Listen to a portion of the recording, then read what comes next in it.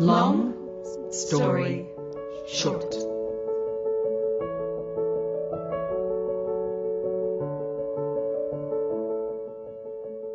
Some years ago, I started experiencing some worrying symptoms, and even though my first thought was menopause, I dismissed it almost immediately.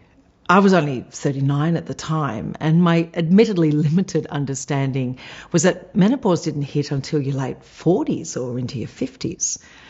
I was waking up at night feeling hot, and my periods became erratic, my breasts were sore, and my libido was practically non-existent. And the whole thing just felt like this emotional roller coaster. Of course, I knew I needed to go to the doctor, but I kept putting it off. And eventually my partner made an executive decision and organised the appointment for me. We live regionally, and although there are a number of clinics in our town, there's usually a few weeks wait time if you want to see a specific doctor.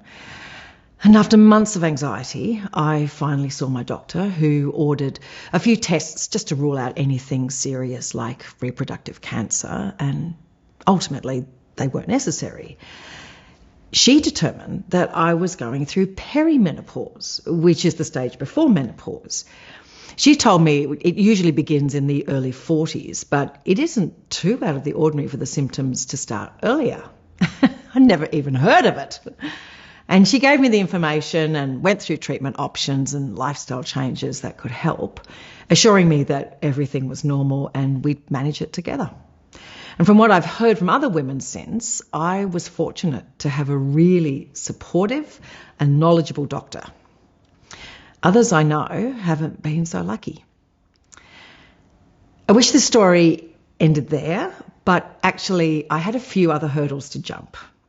I've been at my job for over 3 years and thought I had a really good relationship with my employers, but they were not sympathetic at all when I requested lighter duties or time off.